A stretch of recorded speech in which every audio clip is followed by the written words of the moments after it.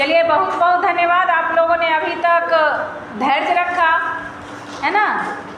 तो इसके लिए हम बार बार धन्यवाद करेंगे तो भी बहुत कम है। अभी तक आप लोगों ने धैर्य रखा, कुछ लोग धैर्य खो दिए, सो अपना अटेंडेंस कटवा लिए। ठीक है, तो आप लोग धैर्य बनाए रखिए। और अब हम लोग पढ़ते हैं कबीरदास जी की परिचय। कबीरदास जी के जीवन के बारे में आज हम लोग जानेंगे। कबीरदास जी के जीवन के बारे में ऐसा कहा गया है, जैसा कि आप देख रहे हैं कि 15वीं सदी में, ठीक है, 15वीं सदी में भारत में कबीर के विद्रोह का मूर्तिमान जो है वह, मतलब कहना ये है कि 15वीं सदी के भारत में कबीरदास जी का क्या हुआ था, आविर्भाव हुआ था, मतलब आना हुआ था, है ना। हाँ, जन्म हुआ था 15वीं सदी में। और उनका जन्म के बारे में कोई साक्ष्य नहीं है, मतलब कोई प्रमाणिक आज तक कहीं से कोई प्रमाण नहीं मिला है, कहीं ऐसा लिखा हुआ नहीं पाया गया है जहाँ पर यह बताया गया। लास्ट बेंच, दोनों को इधर उधर कर देंगे। तो ऐसा कोई प्रमाण नहीं है कि कबीरदास जी का जन्म कब हुआ था, ऐसा कहीं बस जनश्रुति है, कहा गया है ना। कि कहीं पर आपको 1398 भी मिलेगा और कहीं पर 99 भी मिलेगा। तो 1398 99 में ज़्यादा फर्क नहीं है, जैसा ऑप्शन आपको दिखे वैसा कर लीजिएगा, ठीक है। तो 15वीं सदी का जो भारत था उसमें कबीर जी का आना हुआ था। अब कबीर जी का आने के मतलब जन्म के बारे में भी जनश्रुति है कि किसी साधु के, बताओ, साधु लोग जो किसी को आशीर्वाद दे देते थे, तो साधु के कहने पर भी किसी का जन्म हो जाता था। सो ऐसा बताया गया है कि किसी साधु के वरदान से, जनश्रुति है कि किसी साधु के वरदान से विधवा ब्राह्मणी के गर्भ से इनका क्या हुआ था, जन्म हुआ था। और जाहिर सी बात है कि जब विधवा ब्राह्मणी का कोई बच्चा हो तो लोक लाज के कारण उस बच्चे को माँ कितना भी अपना ममता रखेगी, इसके बावजूद भी उसको क्या होगा, रखने में थोड़ा सा दिक्कत है। तो आज का समाज ही नहीं, लगता है कि 200 साल 300 साल 500 साल पहले भी यही बात थी, है ना। सो विधवा ब्राह्मणी के गर्भ से इनका जन्म होता है। और जन्म के बाद क्या होता है कि विधवा ब्राह्मणी जो हैं वो लोक लाज के कारण इनको एक मंजूसे में, मतलब एक बक्सा में भरकर और कहीं पर डाल देती है। तो कह रहे हैं कि काशी के लहरतारा नामक तालाब था, वहीं पर इनको क्या किया, रख दिया गया, तालाब के किनारे रख दिया गया। वहीं पर आप मतलब पास में ही नीरू और नीमा नामक दंपति थे, मतलब पति पत्नी थे, जो अपने खेत में कृषि कार्य कर रहे थे। खेती होता है ना, खेती बाड़ी, है ना। तो हो सकता है सब्जी की फसल लगा रखी हो उन्होंने खेत में। तो अपने खेत में जब काम कर रहे थे, उसी काम करने के क्रम में देखा कि एक मंजूसा जो है, एक बक्सा जो है वह तालाब के किनारे क्या है, दहलाता हुआ इधर किनारे लग रहा है, किनारे के पास है। तो नीरू और नीमा दोनों दंपति जो है, मतलब पति पत्नी दोनों मंजूसा को उठाकर घर लाते हैं। और जब मंजूसा को खोलते हैं तो पाते हैं क्या कि उसमें एक क्या है, नन्हा सा बालक है। तो यह नन्हा सा बालक है। तो फिर वो बालक को क्या करते, वो दोनों भी, नीरू और नीमा दोनों जो पति पत्नी थे, उनके भी अपने कोई संतान नहीं थे, ठीक है। तो जब उनके कोई संतान नहीं थे तो उन्होंने ही उनका कबीरदास जी का पालन पोषण किया और बाद में उनका नाम क्या रखा गया, कबीर। तो नीरू और नीमा नामक दोनों दंपति ने ही इनका पालन पोषण किया और नाम रख दिया कबीर, ठीक है। तो कबीर इनका नाम रखा गया। और इनके शादी के बारे में भी कोई प्रमाण नहीं मिलता है। ऐसा कहा गया है, जनश्रुति है कि इनके लोई नामक पत्नी इनके साथ रही थी, जो बिना शादी किए रही थी, शादी नहीं की थी। और इनका कमाल और कमाली नामक 2 संतान हैं, ऐसा कहा जा रहा है। तो कबीरदास जी के, अब जैसे कि कहा जा रहा है कि विधवा ब्राह्मणी के गर्भ से इनका जन्म हुआ है, पालन पोषण किया गया वो जुलाहा जाति के लोगों ने किया, है ना। तो जुलाहा के घर में इनका पालन पोषण हुआ, तो एक तरफ से ये हिंदू और दूसरे तरफ से मुस्लिम लोगों के ही मतलब उन्हीं के कास्ट में एक जुलाहा जाति भी होते हैं, है ना। तो इसीलिए ना ये हिंदू थे और ना ये मुस्लिम थे, दोनों के लिए इन्होंने लिखा है, दोनों को इन्होंने सुधारा है, दोनों के मतलब निर्गुण भक्ति धारा का जो प्रवर्तक माना जाना चाहिए वो कबीर को मान लेना चाहिए। कबीर को माना गया है, जो मतलब मूर्ति पूजा को इन्होंने क्या किया है मूर्ति पूजा का इन्होंने विरोध किया है, मूर्ति पूजा का विरोध किया है इन्होंने, और कहा है कि अगर निर्गुण भक्ति धारा के प्रवर्तक के रूप में इनको माना जाए तो कहीं पर कोई गलती नहीं होगी। इनको निर्गुण भक्ति धारा का कभी मानना ही चाहिए, क्योंकि भक्ति द्राविड़ उपजी लाए रामानंद, प्रकट किया कबीर ने सप्तद्वीप नवखंड। सो रामानंद जी इनके गुरु थे, रामानंद, ठीक है। और उन्हीं के बताए हुए मार्ग पर इन्होंने भक्ति धारा को क्या किया, आगे बढ़ाया, और ये निर्गुण भक्त कवि थे, ठीक है। इनके लेखनी से प्रभावित होकर और गणपति चंद्र गुप्त जी ने भी कहा है कि ये पहला कवि है ना, जो हमन है इश्क मस्ताना, हमन से होशियारी क्या, रहे आज़ाद बा जग में, हमन दुनिया से यारी का। सो हम वो इतने मस्ताने हैं, मतलब अपने राम में, निर्गुण ब्रह्म के उपासक हैं वो। निर्गुण ब्रह्म का मतलब कि ये मूर्ति पूजा नहीं, साक्षात का नहीं, निराकार ब्रह्म का उपासक हैं ये। सो कहते हैं कि उसी में ये मस्त हैं और मगन हैं अपने राम में, अपने भक्ति में। सो उनसे होशियारी क्या, उनसे कोई दुराव छिपाव नहीं, और रहे आज़ाद जगत में, मतलब हमें निर्गुण ब्रह्म का उपासना में ही क्या करना है, मगन रहना है। इस दुनिया से कोई रिश्ता नहीं रखना चाहिए। मोह माया को उन्होंने त्यागने की बात की है अपने रचनाओं में। सो आगे कहा गया है कि 120 वर्ष का इन्होंने ज़िंदगी जिया, कि 1399 ईस्वी में इनका जन्म होता है और 1518 ईस्वी में इनका मृत्यु हुआ है। और अपने राम का निहोरा मतलब राम की भक्ति, राम का पूजा पाठ, राम का नाम और निर्गुण का, साकार रूप का नहीं, निराकार रूप का, है ना। सो ऐसा बताया गया है कि उसके प्रभाव की परीक्षा हेतु, मतलब राम का निहोरा तत्संबंधी जो बातें थी, राम के निहोरा से, राम के भक्ति से संबंधित जो बातें थी, उसका परीक्षा लेने के लिए ये मृत्यु से पहले चले गए थे। कहाँ गए थे, तो काशी से मगहर चले गए थे। हिंदू और मुस्लिम में विवाद था कि ये आखिर है क्या, हिंदू है कि मुस्लिम है। इसको समाप्त करने के लिए इनकी मृत काया सुगंधित फूलों में बदल गई, मतलब हिंदू और मुस्लिम है, इसमें आपस में लड़ाई थी।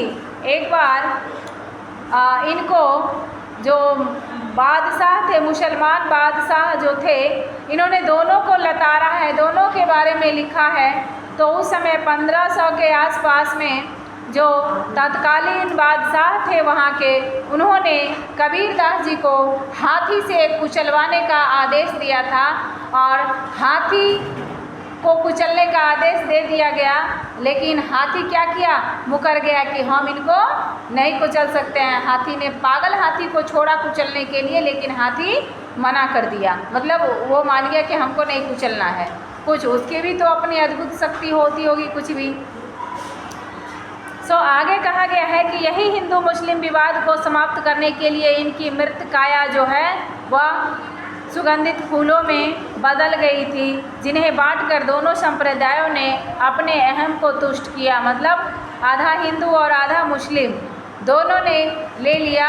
जीव मतलब ये जिंदा नहीं पकड़े गए। कैसे इनका मौत हुआ कि मरे और फूल में बदल गया, ये जो शरीर जो थी वो मृत शरीर। आगे कहा गया है कि कबीर के काव्य में ज्ञान, भक्ति, हठ योग, रहस्यवाद और परंपरा भजन मूलक भाव मिलते हैं। जैसे कि बहुत सारे भजन इनका गाया जाता है। कबीर ने 3 छंदों का दोहा, पद और चौपाई में रचना की है। 3 छंद वाला दोहा चौपाई में इन्होंने रचना की है। इनके दोहों को साखी मतलब और पदों को शबद और चौपाई छंद की रचना को रमैनी कहा गया है। साखी, शबद, रमैनी इनके जो छंद हैं। कबीर के काव्य की परिधि अत्यंत विस्तृत है। इन्होंने जो रचना की है वह संकीर्ण नहीं है, छोटी नहीं है, बहुत ही विस्तृत है, बहुत ही बड़ा है। संत साहित्य की संपूर्ण वस्तु और वाचकता, गुण वाचकता को मतलब आयत करने के बाद भी कबीर का कवि व्यक्तित्व जो है बहुत ही प्रभावशाली है। और कबीर ने सर्वप्रथम गुरु को प्रतिष्ठा दिया है। गुरु को, अपने गुरु को, जिन्होंने इनको रास्ता दिखाया, चाहे वह भक्ति का रास्ता हो या चाहे जिस किसी का भी रास्ता इनको दिखाया गया, जैसे जैसे ये आगे बढ़े, लेकिन अपने गुरु को ही इन्होंने अहम माना है। आगे कहा गया है कि गुरु ही ज्ञान के साबुन से शिष्य के चित्त के मैल को धोता है। इन्होंने गुरु की महिमा को गाया है और कहते हैं कि परमात्मा की ओर उन्मुख करता है। परमात्मा की ओर उन्मुख करने का काम जो है वो हमारा गुरु ही करता है। गुरु की महिमा का वर्णन असंभव है, उन्होंने कबीरदास जी ने कहा है। और गुरु के लिए इन्होंने एक दोहा लिखा है, उसमें है शब धरती कागद करूं लेखनी सब बन रहा है। शब धरती कागद करूं लेखनी सब बन रहा है, सात समद की मसी करूं गुरु गुण लिखा न जाए। सारे धरती, दुनिया में जितना धरती है, जितनी बड़ी है, वो सबको क्या कर दें, उनको हम लोग कागज बना दें, है ना। और जितनी नदियां हैं वो सबको क्या, स्याही, इंक जिससे हम लोग लिखते हैं, वो बना दें। तो पूरे दुनिया की धरती को कागज बना लें और लिखने बैठ जाएं गुरु के बारे में, गुरु की महिमा के बारे में, गुरु के ज्ञान के बारे में, गुरु की अच्छाई के बारे में, गुरु के त्याग के बारे में, गुरु के उदार स्वभाव के बारे में, और सारी धरती पर जो जितनी भी नदियां हैं सबका इंक बना लें और तब लिखने बैठे, तो भी नहीं लिखा जा सकता कि एक गुरु जो है वो अपने शिष्य के लिए क्या कुछ करता है। एक अच्छा इंसान बनाता है, अच्छा राह दिखाता है, और गुरु के जो बातों में नहीं चलता है, गुरु के आज्ञा को जो नहीं मानता है, उसको क्या दिक्कत होती है, क्या परेशानी होती है, किस मुसीबत से गुजरता है। कहते हैं कि गुरु इतने अच्छे हैं, उनके सारे धरती को कागज बना दूं और जितनी नदियां हैं उसका सबका इंक बना दूं, फिर भी गुरु का जो है ना वो महिमा का बखान नहीं किया जा सकता है। आगे उन्होंने कहा है कि जल में कुंभ में जल है, बाहर भीतर पानी, फुटा कुंभ जल जल ही समाना, यह तथ कथो ज्ञानी। जल में कुंभ है, आपने देखा होगा जलकुंभी जो है, जलकुंभी देखा है, कांटा वाला एक पौधा होता है जो जल के भीतर रहता है और सड़ता नहीं है पानी में, वो जल में ही रहता है, पानी में रहता है, और पानी उसमें और वह पानी में रहता है। इसी तरह से एक ज्ञानी व्यक्ति जो है उसके ज्ञान की भी बात ऐसी ही होती है, उसके गुरु शिष्य परंपरा में भी ऐसी ही है। वह भक्त और भगवान के रूप में भी इसी तरह है कि उसमें साधक और साधक में भगवान बसते हैं। आगे कहा है कि फुटा कुंभ जल जल ही समाना, यह कथ्यो ज्ञानी। यह कथा जो है, यह बात जो है किसने कहा है, तो ज्ञानियों ने कहा है, ठीक है। फुटा कुंभ, जैसे एक धारा फूटता है, जैसे एक ज्ञानी व्यक्ति, एक भगवान और एक भक्त, एक गुरु और शिष्य, दोनों जो है एक दूसरे में क्या होते हैं, तल्लीन होते हैं, मिल जाते हैं, तब जाकर साधना पूरी होती है, तब जाकर विद्या पूरी होती है, तब जाकर भक्ति पूरी होती है। आगे उन्होंने कहा है कि कबीर ने सांप्रदायिक समन्वय का भी प्रथम प्रयास किया है। सोई राम सोई केसो सोई रहमान करीमा। एक ही सब है, जो राम है सो ही रहीम है और वही करीम है, कोई दूसरा नहीं है। संप्रदाय के बारे में भी कहा है। आगे कहा है उन्होंने कि और लगे हाथ विभिन्न धर्म संप्रदायों को भी, बाह्य आडंबर कर्मकांड को भी उन्होंने बताया है। तुम ठीक से बैठ जाओ तो, सब ठीक से बैठो तो। क्या नाटक चल रहा है पल्लवी?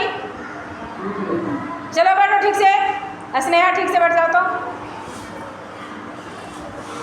उन्होंने कहा है कि कर्मकांड, जो हमारे हिंदू लोग कर्मकांड करते हैं, मूर्ति पूजा करते हैं, जो मुस्लिम लोग अपने मस्जिद में घुसकर मतलब एक बड़ा सा क्या बोलते हैं साउंड, लाउड स्पीकर बजाकर और जोर से कहते हैं अल्लाहू अकबर, है ना।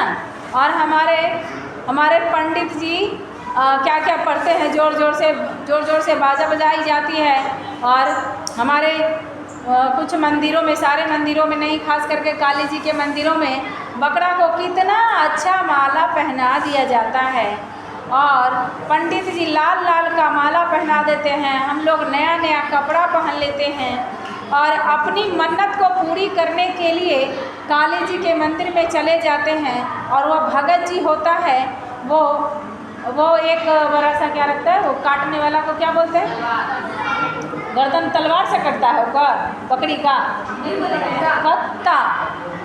कत्ता रहता है। तलवार अलग होता है, कत्ता अलग होता है, छोटा सा ही होता है इतना सा। और बकरी को उसमें काली जी के मंदिर में काटने वाला बनाया हुआ रहता है, इस टाइप का होता है। और बकरी का मुंडी उसमें घुसा दिया जाता है और उसको कहता है ले खा, फूल खा ला, अच्छा खा ला, लड्डू खा ला, पेड़ा खा ला, है ना। और जैसे ही वह ऐसे गर्दन करती है लड्डू पेड़ा खाने के लिए, उसी वक्त जो है भगत जी जो है क्या करते हैं, उसके गर्दन को अल्लाह को प्यारे कर देते हैं उसी टाइम, है ना। तो अब उसके बारे में भी उन्होंने कहा है कि ये कर्म कांड जो है ये बाह्य आडंबर है और ये सब विभिन्न संप्रदाय के लोग जो है वो अलग अलग ढंग से अपने खुशी पाने के लिए, अपनी मन्नत को पूरी करने के लिए क्या करते हैं, जीव हत्या करते हैं, दूसरे को नुकसान पहुंचाते हैं। उसके बारे में उन्होंने कहा है कांकर पाथर जोड़ी के मस्जिद लई चनाए, कांकर पाथर जोड़ी के मस्जिद लई चनाए, ता चढ़ी मुल्ला बांगने का बहरा हुआ खुदाए। कंकर पत्थर, हम लोगों का भी मंदिर बनता है तो कंकर पत्थर मतलब ईंट से, क्या बोलते हैं, रेत बालू से, सीमेंट से, और उन लोगों का मस्जिद भी बनता है वही कंकर पत्थर मतलब बालू से, ईंट से, सीमेंट से उनका मस्जिद भी बनता है, हमारा मंदिर भी बनता है ना। और कहते हैं कि ता चढ़ी मुल्ला बांग दे क्या बहरो भयो खुदाए। उस पर मस्जिद में, है ना, मस्जिद के ऊपर क्या लगा हुआ था, लाउड स्पीकर लगा हुआ रहता है और उसमें मुल्ला जी पता नहीं कौन चढ़ते हैं, कान में उंगली धर के कहते हैं अल्लाहू अकबर, है ना, पता नहीं और क्या क्या पढ़ते हैं, मुझे नहीं पता। हम किसी धर्म के बारे में हम नहीं बता रहे हैं, ये कबीरदास जी ने बताया है कि उसी पर चढ़कर, जैसे मुर्गा जोर से बोलता है सुबह में कुकड़ू को 5 बज गया, उठ जाओ 4 बज गया, उसी तरह से मुल्ला जी भी मस्जिद में घुसकर, लास्ट बेंच शिवम थोड़ा कायदे से रहा करो, राजा थोड़ा कायदे से। तो उन्होंने कहा कि उस पर चढ़कर और मुल्ला जो है, मौलाना जी जो है वो क्या करते हैं, बांग देते हैं, मतलब बोलते हैं, ज़ोर से चिल्लाते हैं। क्या थोड़ी आवाज़ करने पर, ऐसे थोड़ा सा मंत्र पढ़ने पर नहीं सुनेंगे क्या तुम्हारे खुदा। तुम उस पर उंगली कान में डालकर इसके बाद बांग देते हो, जैसा मुर्गा बोलता है ज़ोर ज़ोर से, वह इस तरह से तो बोलते हो, है ना। उन्होंने संप्रदाय के बारे में भी ऐसा कहा है। अब और दूसरी पंक्ति में उन्होंने कहा है दिन में रोज़ा रखत हो, रात हनत हो गाय, दिन में रोज़ा रखत हो रात हनत हो गाय, यह तो खून वह बंद के कैसे खुशी खुदाए। सो दिन में तो पूरे दिन भूखे रहते हो। अगर वो मुस्लिम होते, जैसे नीरू नीमा के द्वारा उनका पालन पोषण हुआ, तो उनके धर्म से अगर होते तो इस तरह की बात नहीं करते, है ना। तो उन्होंने कहा कि तुम जो दिन में रोज़ा रखते हो और रात में क्या करते हो, गाय को पूजा करते हो, तो काटते हैं गाय को, काट कर क्या करता है, माला पहनाता है, खाता है। कितना बड़का बड़का तो थाली में, बड़ा बड़ा सा थाली में रख कर उसको मतलब बनाकर खाया जाता है। सो कहते हैं कि दिन में रोज़ा रखत हो रात हनत हो गाय। दिन में रोज़ा रख ले तो पूरे दिन पानी नहीं पीना है, मुंह में नहीं देना है, व्रत खंडित हो जाएगा, टूट जाएगा। पता नहीं उनके भाषा में क्या, किस बात का है? सर जी दिया है। कौन सर जी? सुशील सर। बच्चों के लिए? नहीं, आपके लिए। खाली मेरे लिए? हाँ। कितना लेना? 5। हाँ, तो तू अपना तरफ से ले ले, तोरा तरफ से। हमको नहीं है। हाँ, हमको नहीं है। सर सुशील सर का है 5-5 को देने के लिए। 5-5 को? हाँ। जाओ, कहना कि 2 को ले ली है ज़्यादा, जाओ। 2 को नहीं, आप 10 को लिए होंगे। हाँ, जा 10। तुम लोग इसमें से ले लो एक एक करके, ठीक है? जा, चलो ठीक है।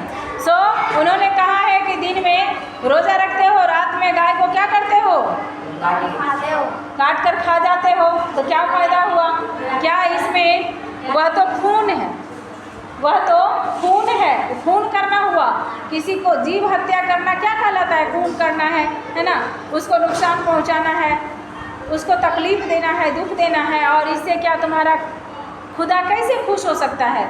जो खुदा, जो भगवान, जो परमेश्वर, जो ईश्वर, जो माता रानी, जो महादेव, है ना, सब एक ही हैं। तो जो लोगों को ज़िंदगी देते हैं, वो कैसे खुश हो सकते हैं जब तुम गाय को काटोगे, जब तुम जीव हत्या करोगे, है ना। आगे की पंक्ति में उन्होंने फिर से कहा है कि जाति पाति छुआछूत पर भी उन्होंने कुछ कह दिया है। जो तू ब्राह्मण ब्राह्मणी जाया, तो आन बाट हो क्यों नहीं आया। जो तू ब्राह्मण ब्राह्मणी जाया, तो आन बाट हो क्यों नहीं आया। आ जाता दूसरा रास्ता से। जो तू तुर्कन तुर्कनी जाया, लास्ट बेंच शिवम, तुम क्लास से बाहर चले जाओ। सारी बदतमीजी तुम बहुत देर से हम देख रहे हैं तुम्हारी। मूड खराब अपना भी करेगा, घर जाके मुंह लटका के बैठेगा तो क्या हुआ है। तो सीता मैम का एकदम चाले अच्छा नहीं है। ऐसा बोल दी कि मूड खराब हो गया। अपना गांव के रहती तो रास्ता घेर लेते, मोटरसाइकिल छीन लेते, है ना। इसीलिए मुंह लटकाए बैठे हैं। छीन लेना मेरा मोटरसाइकिल। हम ऑटो से आते हैं, घेर लेना वो ऑटो वाले को। हम आते हुए रोड वाला गाड़ी से, बस घेर लेना जा। ज़्यादा अब की बार अगर कहना पड़ा तो सीधा आके पटक देंगे, ठीक है। तो बस घेरते रहना, 100 बस से आते हैं, सब बस घेर लें। तो आगे उन्होंने कहा है कि जो तू ब्राह्मण ब्राह्मणी जाया, तो आन बाट हो क्यों नहीं आया। जो तू तुर्कन तुर्कनी जाया, तो भीतर खतना क्यों न कराया।